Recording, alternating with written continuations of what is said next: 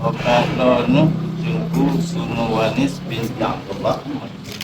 Lun penikah anu sumulun Rawdatul Jannah binti Al-Basyah Yoronu dengan Jelameji kulit manyamuk tunai. Dan terima menikah Rawdatul Jannah binti Al-Basyah Tulun dengan gelamnya manyamuk tunai. عروسات النور تاج البدر يبرزها نجما يشع بأنوار وأنوار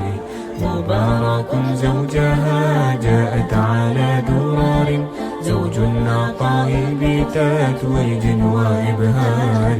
كل القلوب تنالت في السنة فرحا بالحسن يبرق في حسن وإسرار